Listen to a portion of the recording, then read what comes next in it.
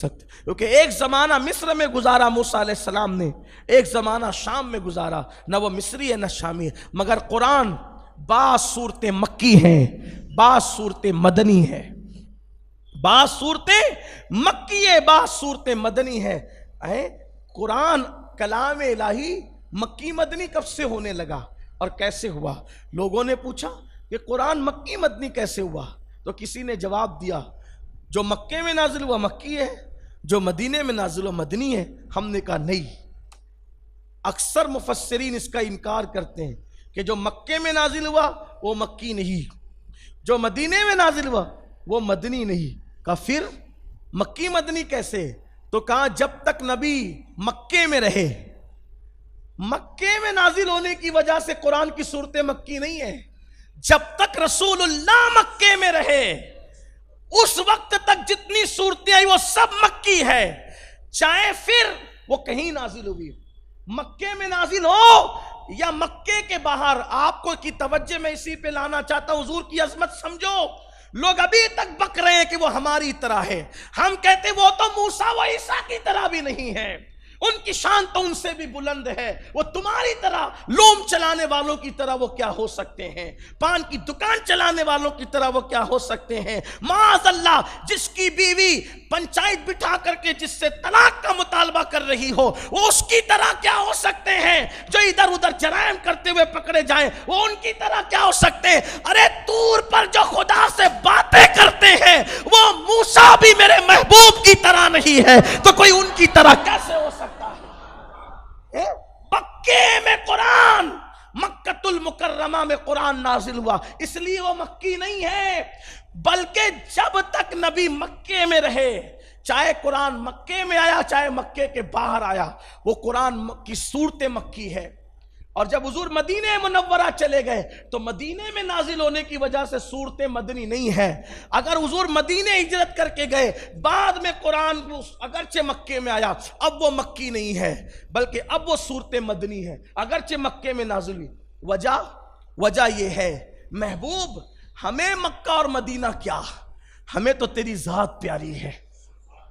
جب تک تو مکی کہلایا قرآن کی صورتیں بھی مکی ہو گئی، اور جب تو مدنی کہلایا تو قرآن کی صورتیں بھی مدنی ہو گئی۔ یہ ہے نبی کی شان۔ پھر اس کے بعد دیکھیں آپ، اللہ اکبر، مصطفیٰ جان رحمت کی شان کیا ہے۔ حضرت موسیٰ علیہ السلام اللہ سے دعا کرتے ہیں، کیا دعا کرتے ہیں؟ رب اشرح لی صدری ویسر لی امری واحلل عقدۃ من لسانی یفقہوا قولی۔ موسیٰ کہتے ہیں اللہ میری زبان کی گیرا کھول دے اور میرے لیے شرح صدر فرما دے، میرے سینے کو کشادہ کر دے۔ موسیٰ مانگ رہے ہیں میرا سینہ کشادہ کر دے، محبوب نے مانگا نہیں۔ قرآن کہتا ہے الم نشرح لک صدرک،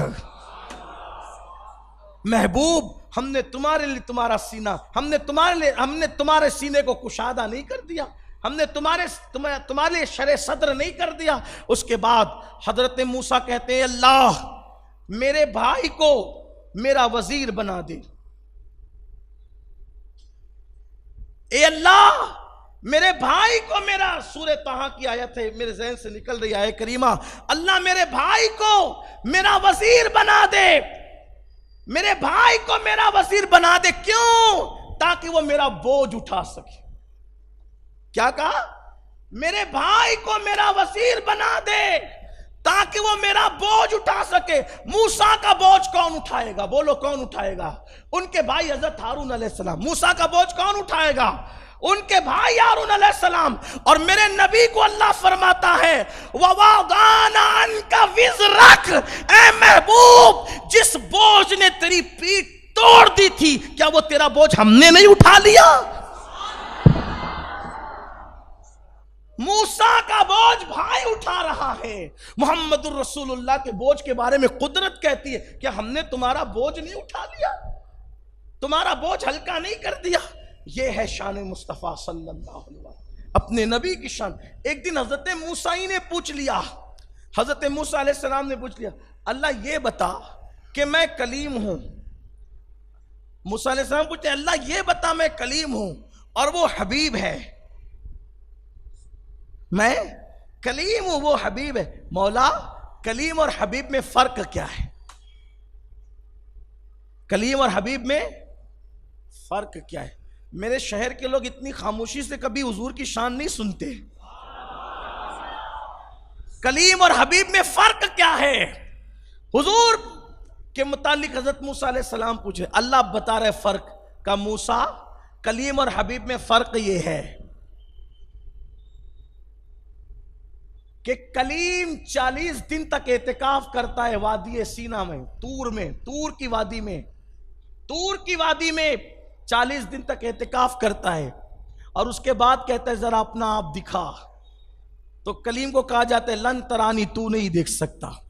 اور حبیب وہ ہے جو سر سے لے کے پیر تک چادر ڈال کر سویا رہتا ہے، اور فرشتوں کو، بلکہ فرشتوں کے سردار کو بھیج کر کے کہا جاتا ہے محبوب کو اٹھاؤ، دولہا بناؤ، اور کہنا اللہ تیرا مشتاق ہے، اللہ تیرا، یہ حبیب کی شان ہے۔ کلیم جو خود دیکھنا چاہے اور منع کر دیا جائے، اور حبیب سو رہا ہے اور بلایا جائے، اور کیا کہہ کے بلایا جائے؟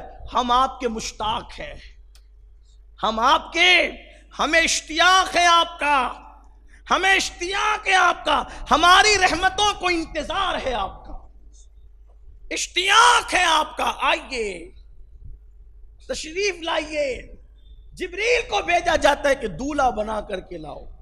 پھر کلیم اور حبیب کا فرق پوچھا ہے موسیٰ، اور کلیم وہ ہے جو یار کی رضا چاہتا ہے، اور حبیب وہ ہے جس کی رضا یار چاہتا ہے۔ خدا کی رضا چاہتے ہیں دو عالم، خدا چاہتا ہے رضائے محمد۔ کلیم اور حبیب میں فرق پوچھا جاتا ہے۔ کلیم کو کتاب لینی ہو تو آتا ہے، اور حبیب تک کتاب جاتی ہے۔ یہ میرے نبی کی شان۔ اور آپ اگر دیکھیں حضرت یوسف علیہ السلام، تو شان یوسف یہ ہے کہ حسن یوسف وہ تھا، حسن یوسف، اللہ نے ان کو حسن دیا، لیکن اپنے نبی کو ان سے زیادہ تھا۔ اما عائشہ صدیقہ نے پوچھا یا رسول اللہ صلی اللہ علیہ وآلہ وسلم، آپ زیادہ خوبصورت ہے یوسف؟ تو آقا نے فرمایا کہ میرے حسن کا آدھا اللہ نے میرے بھائی یوسف کو دیا۔ کتنا دیا؟ کتنا دیا؟ آدھا۔ اب اس آدھے کا کیا حال ہے، پورے کا کیا حال؟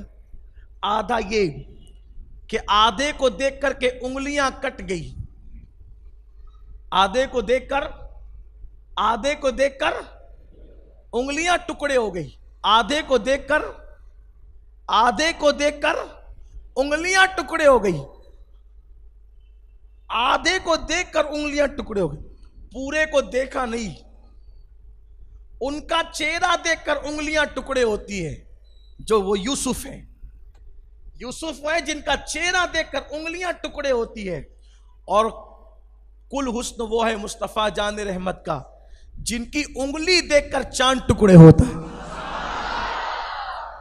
چہرہ دیکھ کر انگلیاں ٹکڑے ہوئی یہ حسن یوسف ہے، چہرہ دیکھ کر انگلیاں ٹکڑے ہوئی یہ حسن یوسف ہے، انگلی دیکھ کر چاند کا چہرہ ٹکڑے ہو گیا یہ حسن مصطفیٰ ہے۔ کیا حسن ہے اے سید ابرار تمہارا، اللہ بھی ہے طالب دیدار تمہارا، کیوں دید کے مشتاق نہ ہو حضرت یوسف، اللہ کا دیدار ہے دیدار تمہارا۔ حضرت خلیل کو دیکھے، ابراہیم خلیل اللہ، ان کو خلیل بنایا، ان کو حبیب بنایا۔ اسی لیے تو کہا کہ فیض جلیل، جلیل کس کو کہا؟ حضور کو کہا فیض جلیل خلیل سے پوچھو، آگ میں باغ لگاتے یہ ہیں۔ فیض جلیل خلیل سے پوچھو، آگ میں باغ لگاتے یہ ہیں صلی اللہ علیہ وسلم۔ تو ان کو خلیل بنایا، میرے آقا کو حبیب بنایا۔ اب خلیل اور حبیب میں کیا فرق ہے؟ دیکھو، جو خلیل ہے، خلیل ان کو بھوک لگتی ہے، خلیل کو تو کھانا فرشتے لاتے ہیں، ان کو بھوک لگتی ہے تو کھانا اور فرشتے کھلاتے ہیں، اور حضور کو بھوک لگتی ہے تو بخاری شریف کی حدیث کی طرف آئیے، حضور کو بھوک لگے تو کیا ہوتا ہے؟ خلیل کو بھوک لگے تو فرشتے لا کے کھلائیں، اور حبیب کے لیے فرشتے نہیں، بخاری کی طرف آؤ. حضور علیہ السلام کی عادت تھی کہ حضور روزہ رکھتے تھے اور پے در پے رکھتے تھے مسلسل، جس کو صوم وصال کہتے ہیں. یعنی افطار نہیں کرنا، کئی کئی دن تک کہ روزہ روزہ روزہ، رات بھی دن بھی کچھ کھانا پینا نہیں. تو کچھ لوگوں نے حضور کو دیکھا، وہ سچے عاشق تھے، تو انہوں نے بھی نقل کرنی شروع کی کہ حضور افطار نہیں کرتے، ہم نے بھی نہیں کرنا. جیسے حضور رکھتے رات و دن، کھاتے پیتے کچھ نہیں، ہم نے بھی. تو کچھ لوگوں نے جب شروع کیا تو چہرے پیلے پڑنے لگے، کچھ لوگ گرنے لگے کمزور ہو کر، کچھ لوگوں کے آنکھوں کے حلقے اندر کی طرف چلے گئے. میں اس تشریح کے ساتھ بات کر رہا ہوں.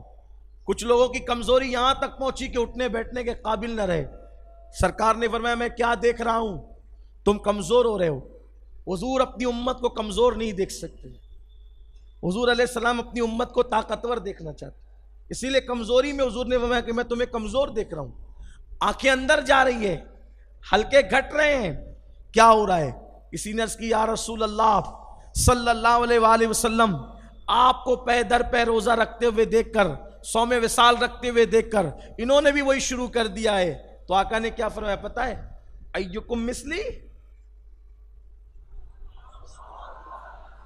سرکار فرماتے ایکم مثلی، تم میں کون میری طرح ہے؟ کیا فرمایا؟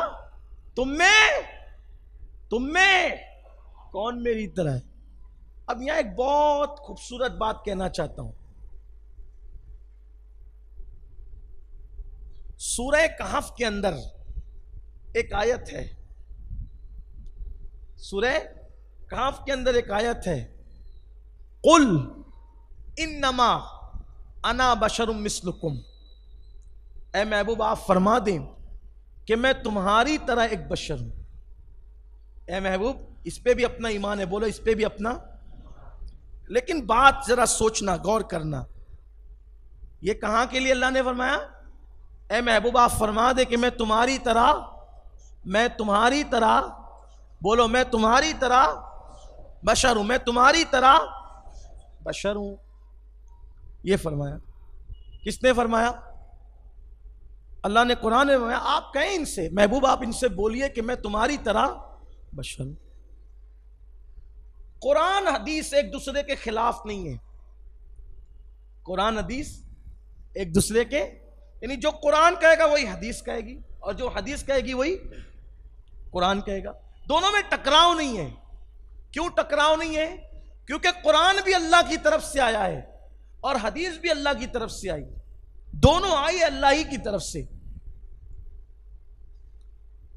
جیسے کہ قرآن خود کہتا ہے وَمَا يَنْتِقُ عَنِ الْهَوَىٰ إِنْ هُوَ إِلَّا وَحْيٌ يُوحَىٰ، کہ یہ اپنی مرضی سے کچھ نہیں کہتے.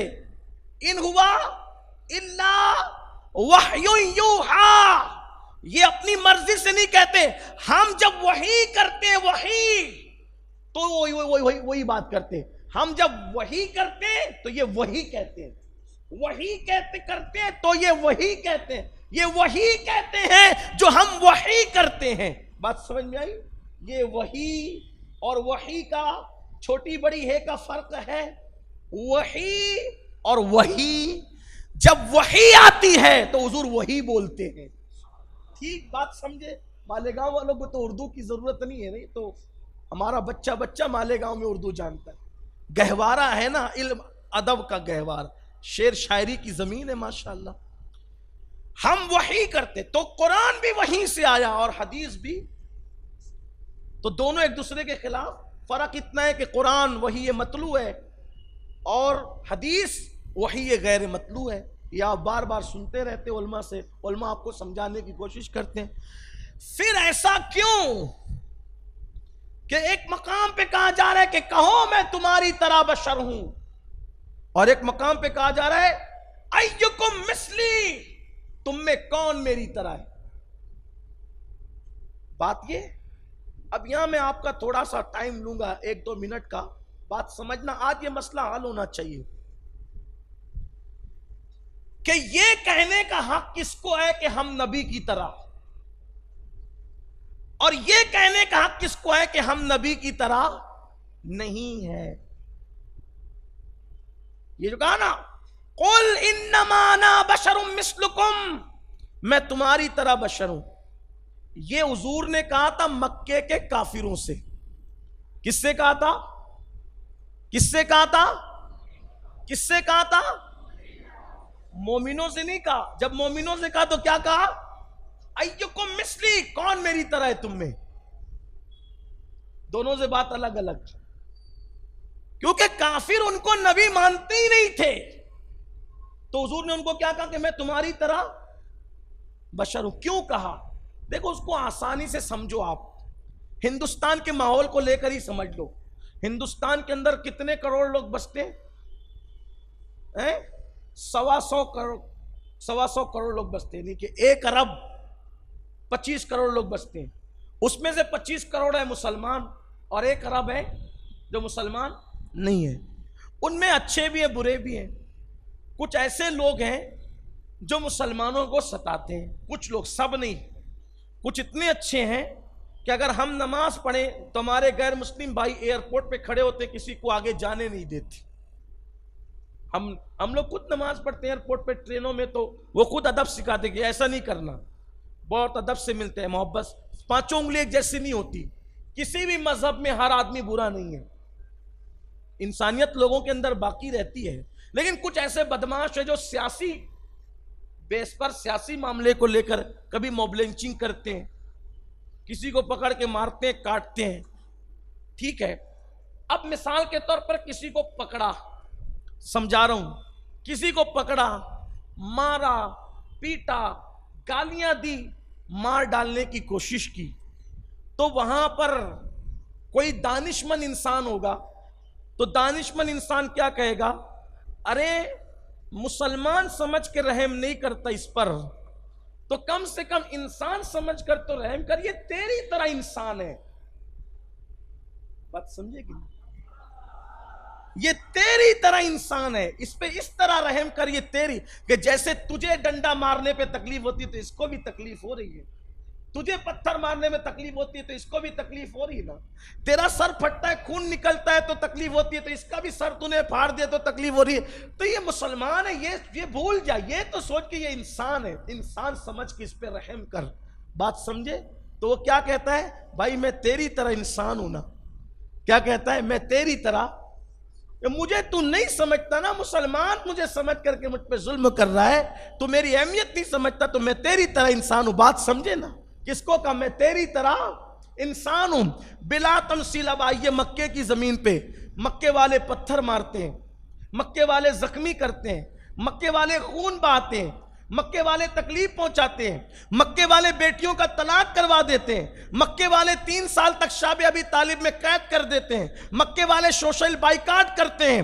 تو حضور بتا رہے ہیں ارے نبی سمجھ کر احترام نہیں کرتے، میں تمہاری طرح بشر ہوں، کم سے کم انسان ہی سمجھ کر کے انسانوں جیسا سلوک کر۔ مطلب سمجھے؟ تو یہ جو کس سے کہا تھا تمہاری طرح بشر ہوں؟ کس سے کہا؟ مکے کے کافروں سے، مسلمانوں سے نہیں کہا۔ اور جب مسلمانوں کو کہا تو کیا کہا؟ ایکم مثلی، کون تم میں میری طرح ہے؟ تم تو میرا کلمہ پڑھتے ہو، اپنے آپ کو میرا غلام سمجھتے ہو، کون میری طرح ہے؟ کسی نے نہیں کہا ہم آپ کی طرح ہے۔ اور پتا چلا یہ گفتگو کس سے ہے؟ تمہاری طرح بشروں کی گفتگو کس سے ہے؟ تو جو لوگ نبی کو اپنی طرح کہتے ہیں تو اپنے آپ کو سمجھتے کیا ہیں؟ بھئی میں نہیں، آپ نے نہیں کہنا یہ بات، وہ کیا سمجھتے ہیں وہ جانے، وہ کیا سمجھتے ہیں۔ تو یہ بات تو جس سے کہی گئی تھی اس کا جواب دینا چاہیے، مکے کے کافروں سے کہی گئی، اور جب مومنوں سے، صحابہ سے کہی گئی تو کیا کہا؟ ایکم مثلی، کون تم میں میری طرح ہے؟ سب چپ رہے، اور چپ رہ کے بتا دیا یا رسول اللہ کوئی آپ کی طرح نہیں ہے، ہم تو صحابی ہیں، ہم آپ کی طرح کیا ہو سکتے ہیں جب موسیٰ و خلیل آپ کی طرح نہیں ہو سکتے۔ پھر حضور نے کیا فرمایا؟ پھر حضور نے جو فرمایا، اب یہ بات آتی ہے، آقا فرماتے ہیں میں اپنی راتیں میرے اللہ کے ساتھ گزارتا ہوں، میں اپنی راتیں اپنے اللہ کے ساتھ گزارتا ہوں، اور پھر فرمایا وہ مجھے کھلاتا بھی ہے، وہ مجھے پلاتا بھی ہے، خلیل کو بھوک لگتی ہے تو کھلانے کے لیے فرشتے آتے ہیں، اور حبیب کو بھوک لگتی ہے تو خدا ان کو خود کھلاتا ہے، خود پلاتا ہے۔ اور وہ اپنی راتیں اور وہ اپنی راتیں کہاں گزارتے ہیں؟ توجہ تو کریں، حضور کیا فرماتے ہیں؟ میں اپنی راتیں کہاں گزارتا ہوں؟ اپنے اللہ کے ساتھ گزارتا ہوں، اپنے اللہ کے ساتھ گزارتا ہوں۔ یہ شان مصطفیٰ جان رحمت ہے، ایسا نبی اللہ نے ہمیں عطا فرمایا۔ اگر بات کہیں تو اور لمبی ہوتی ہے، لیکن چونکہ 1 ہی گھنٹے کی تقریر ہونی ہے، 12 دن تک کے معاملات چلنے۔ کل بھی انشاءاللہ، کل کا پروگرام، کل کی محفل کہاں ہے؟ کل بڑی مکہ مسجد میں ہے، لیکن آپ لوگ کل جلدی آ جائیں، آج تاخیر ہوئی تو کل جیسے ہی جماعت ختم ہوگی ایک نعت شریف پڑھی جائے گی، اور ایک نعت شریف کے بعد بیان شروع ہو جائے گا۔ یعنی ہماری کوشش یہ ہے کہ 9 ساڑھے 9 بجے، 9:30 بجے تک، 9:45 بجے تک کے پروگرام ختم ہو جائے، کیونکہ عشاء آج کل جلدی ہو رہی ہے، تو جلدی سے پروگرام ختم ہو جائے تو آپ اپنے گھروں کو چلے جائیں تو اچھا رہے گا۔ تو آپ لوگوں نے عشاء وہیں پڑھنا ہے، مکہ مسجد میں عشاء پڑھیں۔ تو کل انشاءاللہ فقیر قادری رہے گا، پھر پرسوں سے لے کر کے مزید 4 دن اور ہمارے مفتی مرکزی صاحب ہوں گے، مفتی امتیاز صاحب ہوں گے، مفتی راشد صاحب ہوں گے، حضرت مولانا حافظ غفران صاحب ہوں گے۔ پھر 4 دن کے بعد پھر لگاتار انشاءاللہ میلاد شریف کے لیے آپ کے ساتھ میں حاضر رہوں گا انشاءاللہ۔ لیکن ایسا نہیں کہ جس میں میں رہوں اسی میں آپ رہیں، ایسا نہیں ہونا چاہیے۔ میں رہوں یا نہ رہوں، ذکر رسول سننے کے لیے آپ لوگوں کو تشریف لانا ہے انشاءاللہ۔ آپ سے گزارش ہے، چاند نظر آ چکا، برکت والا مہینہ شروع ہو چکا، آپ روزانہ 1000 مرتبہ آقا علیہ السلام پہ درود شریف پڑھیں، روزانہ پڑھیں۔ یہ 12 دنوں میں 12,000 بار کا عدد پورا کریں۔ آپ کہیں گے ارے باپ رے باپ، کتنا ٹائم لگے گا 1000 بار پڑھنے میں؟ کوئی ٹائم نہیں لگے گا۔ آپ صلی اللہ علیہ وآلہ وسلم، یہ سب سے مختصر درود شریف ہے۔ کیا؟ صلی اللہ علیہ وآلہ وسلم، صلی اللہ علیہ وآلہ وسلم، صلی اللہ علیہ وآلہ، سب سے مختصر درود شریف۔ 2 منٹ لگتا ہے 100 بار پڑھنے میں۔ 100 بار پڑھنے میں کتنا منٹ لگتا ہے؟ 1000 بار پڑھنے میں کتنا؟ 20 منٹ۔ جو رسول پوری زندگی ہمارے لیے دعائیں کرتے رہے، رو رو کر کے مغفرت ہمارے لیے مانگتے رہے، کیا اس رسول کے لیے ہم روزانہ میلاد میں بھی 20 منٹ نہیں نکال سکتے؟ بالکل نکالنا ہے۔ آسان طریقہ بتاتا ہوں، ایک دم آسان بتا دوں، ایک دم آسان۔ عشاء کی نماز پڑھ کے بیٹھ جاؤ، نعت بھی سنتے رہو، بیان بھی سنتے رہو، اور آپ کی زبان بھی چلتی رہے، اور آپ کا تسبیح کا بٹن بھی چلتا رہے، تو انشاءاللہ تبارک و تعالی جتنی دیر میں محفل ختم ہوتی ہے آپ 1000 سے زیادہ بار درود شریف پڑھ لیں گے انشاءاللہ۔ محمود غزنوی کے انتقال کے بعد کسی نے برسوں بعد جب ان کی قبر کھلی تو لوگوں نے دیکھا کہ ان کا کفن بھی میلا نہیں ہوا تھا۔ تو کسی نے معلوم کرنے کی کوشش کی کہ وجہ کیا ہے، تو معلوم یہ پڑا کہ وہ بادشاہ ایسا بادشاہ تھا کہ اس وقت تک وہ سوتا نہیں تھا جب تک 1000 مرتبہ میرے آقا پہ درود نہیں پڑھ لیتا۔ تو آپ کو عادت پڑ جائے گی انشاءاللہ ان دنوں میں درود شریف پڑھنے کی، تو میلاد شریف جانے کے بعد بھی آپ 1000 مرتبہ درود، 500 مرتبہ درود شریف کی۔ 20 منٹ لگتا ہے میرے بھائی، ہم ایک چائے پینے جاتے ہیں ہوٹل پہ تو بھنکس کرتے ہوئے ہم گھنٹوں گزار دیتے ہیں، اخبار لے کر کے بیٹھتے ہیں تو پورا 4 پیج کا اخبار چاٹ ڈالتے ہیں۔ تو میں سمجھتا ہوں کہ ہمیں درود شریف اگر ہم پڑھتے ہیں، آقا علیہ السلام فرماتے ہیں جو دنیا میں جتنا کثرت سے مجھ پہ درود پڑے گا وہ قیامت کے دن اتنا زیادہ مجھ سے قریب رہے گا۔